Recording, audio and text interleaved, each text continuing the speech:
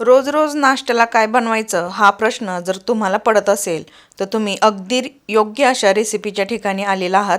तर आज आपण मुलांसाठी किंवा सकाळच्या नाश्त्यासाठी झटपट पण हेल्दी असा एक नाश्त्याचा पदार्थ बघणार आहोत.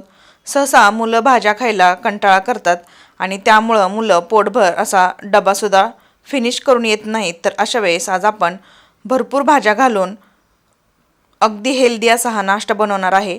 भाज्यांचं प्रमाण असल्यामुळे मुलांना कळणार सुद्धा नाही यामध्ये आपण कोणत्या भाज्या घातलेल्या आहेत. त्यानिमित्ताने मुलं भाज्याही खातील आणि डबाही संपवून आणतील. तर इथे बघू शकतो आपण, इथे मी भोपळा घेतलेला आहे, अर्धाच भोपळा घेतलेला आहे, तर त्याची साल काढून घेतलेली आहे. त्याचबरोबर एक आपल्याला बटाटा लागणार आहे, तर बटाट्याची सालसुद्धा काढून घ्यायची आहे. तर तुमच्याकडे गाजर असेल तर ते गाजरसुद्धा तुम्ही घेऊ शकता. तर आता इथे आपण मोठ्या खिसणीने अशा प्रकारे भोपळा खिसून घ्यायचा आहे. तर भोपळा कोवळा असल्यामुळे मी डायरेक्ट अशा प्रकारे खिसून घेत आहे.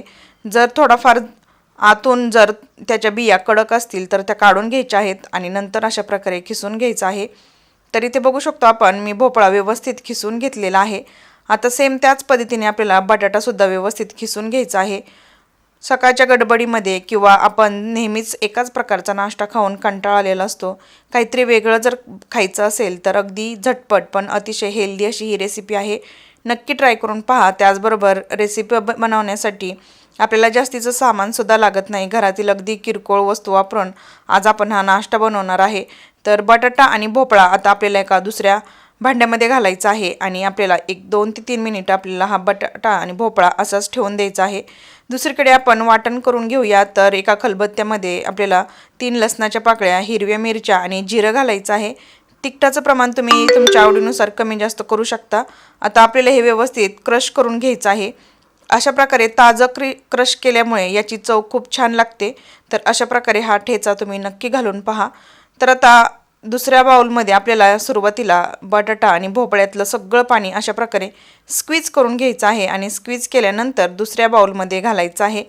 यामध्ये थोडंफार पाणी राहतंच, तर जेवढं पाणी निघेल तेवढं काढून घ्यायचं आहे. आता यामध्ये काही आपण पिठं घालून घेऊया. तर सगळ्यात अगोदर तांदळाचं पीठ घालायचं आहे आणि यामध्ये आपल्याला बेसन पीठ घालायचं आहे. तुम्ही गव्हाचं पीठसुद्धा इथे वापरू शकता. तांदळाच्या पिठाऐवजी रवासुद्धा वापरू शकता, पण तांदळाच्या पिठामुळे नाश्ता आपला कुरकुरीत होतो, त्यामुळे इथे मी तांदळाचं पीठ घेतलेलं आहे. सुरुवातीला जो आपण ठेचा बनवलेला तो ठेचा घालायचा आहे आणि चवीनुसार मीठ घालायचं आहे. सुरुवातीला असंच मिक्स करून घ्यायचं आहे, पाणी न घालता सुरुवातीला मिक्स करून घ्यायचं आहे. कारण बटाटा आणि भोपळा यामध्ये थोडंफार तरी पाण्याचं प्रमाण असतंच, त्यामुळे सुरुवातीला असंच मिक्स करून घ्यायचं आणि नंतर हळूहळू यामध्ये थोडं थोडं पाणी घालायचं आहे. तर मिश्रण बनवण्यासाठी आपल्याला अर्धीच वाटी पाणी लागणार आहे, कारण भोपळा आणि बटाट्यामध्ये थोडंफार पाणी आहे. तर इथे बघू शकतो आपण, मिश्रण व्यवस्थित मिक्स करून घ्यायचं आहे. यामध्ये मी कोणतेही ॲडिशनल मसाले वापरणार नाही. अगदी हलकीशी आपल्याला इथे हळद घालायची आहे आणि हळद घातल्यानंतर कट केलेली भरपूर अशी कोथिंबीर घालायची आहे. तर तुम्ही बघू शकता अशा प्रकारे बटाटा आणि भोपळा ग्रेट केल्यामुळे मुलांना कळणार सुद्धा नाही की यामध्ये कोणत्या भाज्या घातलेल्या आहेत. आणि चवीला तर हा नाश्ता एवढा मस्त होतो की मुलं नक्की टिफिन फिनिश करून येतील.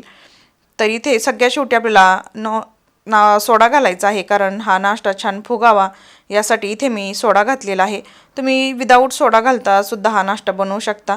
तर इथे बघू शकतो आपण, नाश्ता बनवण्यासाठीचं पीठ आपलं तयार झालेलं आहे. दुसरीकडे कढईमध्ये मी तेल गरम करत ठेवलेलं होतं, त्यामध्ये मोहरी आणि तीळ घातलेलं होतं, पण तो व्हिडिओ शूट करायचा राहून गेला. तर इथे बघू शकतो अशा प्रकारे आपण हे मिश्रण व्यवस्थित पसरवून घ्यायचं आहे.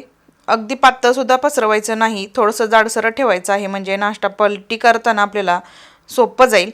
तर आता आपण एक बाजू याची जोपर्यंत छान क्रिस्पी होत नाही तोपर्यंत असंच एका बाजूने शेकू द्यायचं आहे आणि नंतर पलटी करून घ्यायचं आहे. तर तुम्ही बघू शकता याला रंग किती सुरेख आलेला आहे आणि भोपळा घातल्यामुळे हा नाश्ता अगदी हलकासा मऊसुद्धा होतो, त्यामुळे हा नाश्ता खायला खूप मस्त लागतो. ही रेसिपी नक्की ट्राय करून पहा. त्याचबरोबर तुम्हाला जर माझ्या ह्या रेसिपी आवडत असतील तर चॅनेलला लाईक आणि सबस्क्राईब करायला विसरू नका. तर हा नाश्ता आपला तयार झालेला आहे. आता आपण काढून घेऊया. सेम त्याच पद्धतीने दुसराही नाश्ता आपल्याला बनवून घ्यायचा आहे. तर इथे बघू शकतो आपण, सुरुवातीला तीळ घालायचे आहेत. तीळ घातल्यामुळे नाश्ता खाताना खूप मस्त असा लागतो.